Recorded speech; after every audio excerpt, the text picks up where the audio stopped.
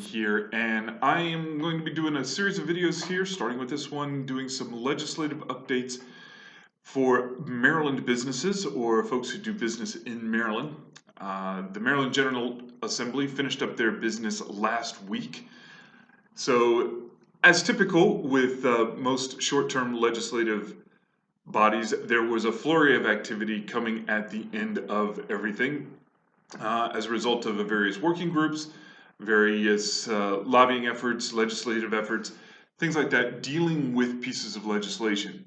So before we get started, please don't forget to hit the subscribe button at the end of the video. You'll see it up here. You can also click it down below and hit the little bell down there so that we can be able to let you know when new videos are available. So the first bill that I want to talk about is the Essential Worker Protection Act. This was a bill that was originally put in place as part of a COVID relief type effort. And as originally introduced, it was going to create a number of very costly things for small businesses. The first and most damaging would have been a $3 per hour hazard pay that would have been backdated to the beginning of the COVID lockdowns. Then it would have provided financial assistance for health care for essential workers, provide a 14-day paid health leave act or leave benefit, along with 3 days of paid bereavement pay. And the difficulty with this piece of legislation originally was just how ambiguous a lot of the definitions were included. For example, what was an emergency? What was an essential business? What was an essential worker? And according to the Maryland Chamber of Commerce, they struggled to figure out which businesses wouldn't be covered by this particular piece of legislation. So there was a great deal of effort by business groups, by some legislators to find a solution. At the end, the bill was passed and it was greatly pared back, which is a victory for small business owners.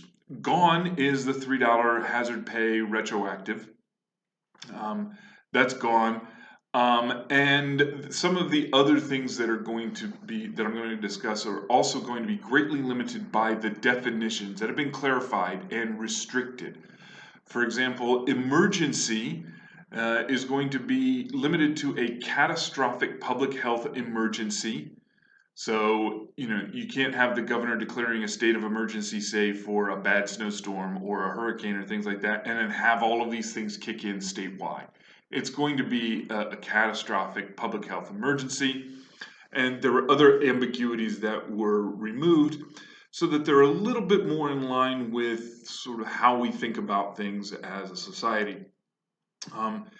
So one of the things that is going to be present is the leave provision for a catastrophic public health emergency for employers with essential workers. So these are the essential workers, healthcare workers, first responders, things of folks of that nature.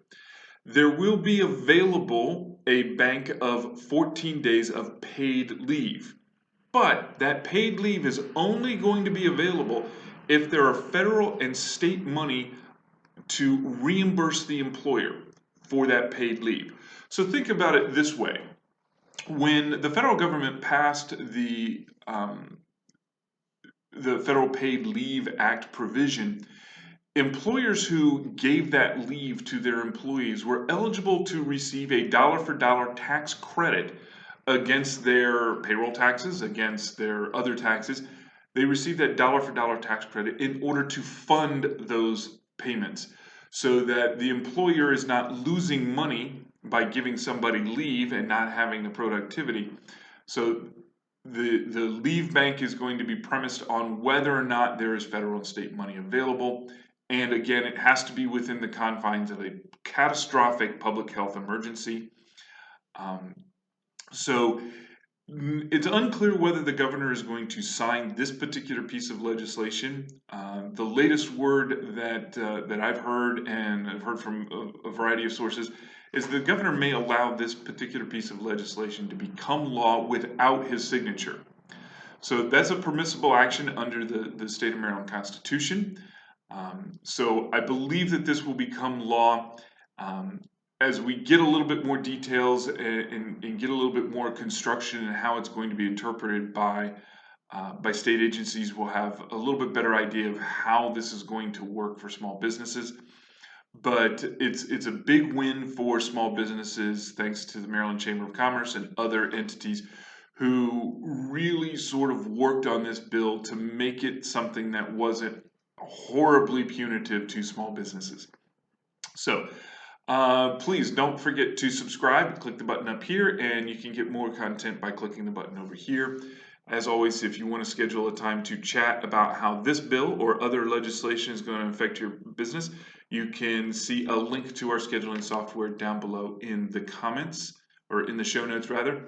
And you can always give us a call or check out our other content at mattthelawyer.com. In the meantime, take it easy. Bye-bye.